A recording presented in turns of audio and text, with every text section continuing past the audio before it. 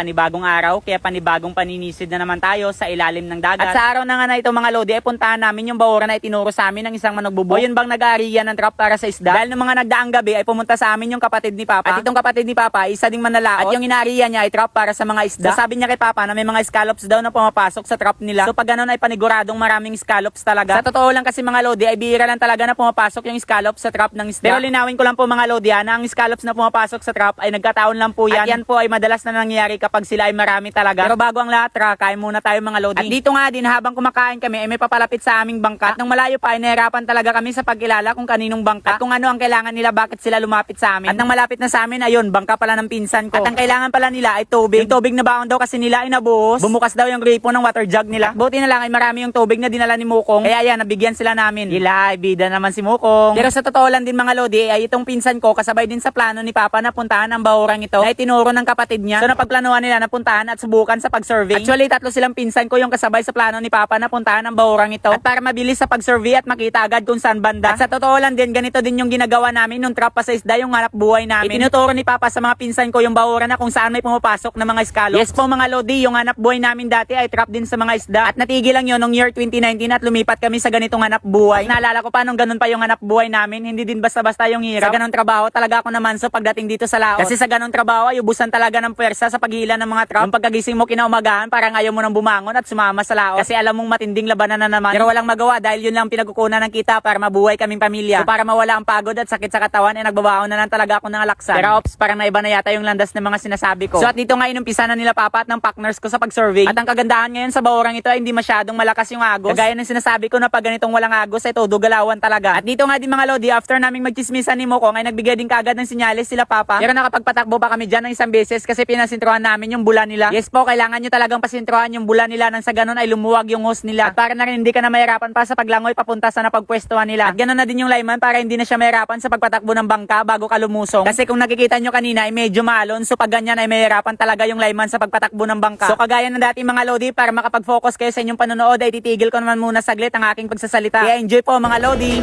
Mandaragat ako sa bawat sisit ay may kwento. Kolehiyong tinapos mula sa pawis at sigaw ng alon. Mga gabi ba'y di lang kabuhayan. Sila'y saksi ng bawat tagumpay kong kasaysayan. Ako si Robin Alonzo, kilala rin sa pangalang Never quit, sana pitapon na raw ay lulubog. Ngunit ang puso ko kailan may di susuko. Never kitang sigaw laban sa alon. Dagat ang buhay, pangarap ko'y ngayon. Scallop shell ang buhay ko, sa'yo pasasalamat.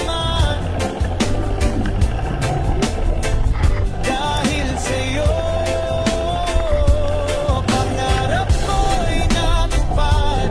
Kahit anong unos, kahit anong hirap.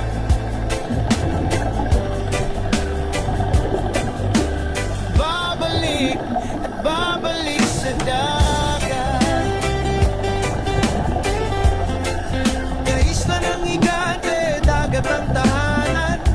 Ampas ng alon, musika ng kalikasan. Sa bawat paglayag, dalay pangarap. Sa bawat kabibig, tagumpay ang hinahanap.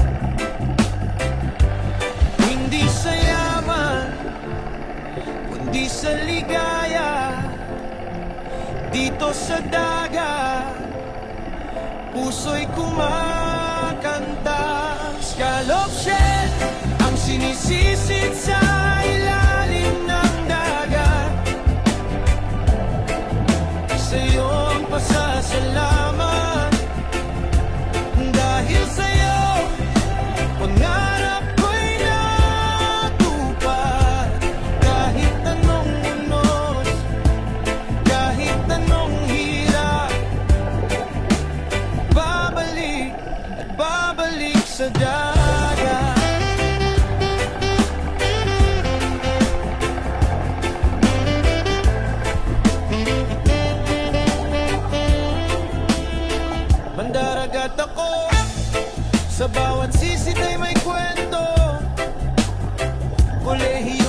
Lumakit talaga yung alon sa unahan ng bangka namin. At sayang mga lodi, tigigit isang lagayan lang yung nakuha naming tatlo. Pero sige lang, bawi na lang pag maganda na yung takbo ng panahon. Kasi kung makikita nyo, nagapanimbang-timbang na gani kami. Base bala masimplang haw. At pagkadating nga naman sa Dalampasigan ay medyo nahirapan din kami kasi yung lagayan namin ay inahampas ng alon. So bago yan, shoutout nga pala muna dyan kay Rolly R. Cordera, Giseline from Bantayan Island, Shine Bugaay from Cadiz City, Sonia Chiquito from Oton Iloilo, at sa lahat ng Gamma Pi Omicron, shoutout po sa inyo lahat mga brother and sister. At nga pala gusto ko lang pong linawin sa lahat na itong pagninegosyo namin ng scallops. Ay, hindi po kami nakikipagkumpetensya sa ibang nagninegosyo din ng scallops. Pinasok namin to ng kapatid ko kasi gusto din naming makatulong sa mga nanay na walang pangkabuhayan o pagkukunan ng income. Lalong lalo na sa mga nanay na may mga anak na estudyante. So gusto din namin silang tulungan sa ganitong paraan. Kahit nga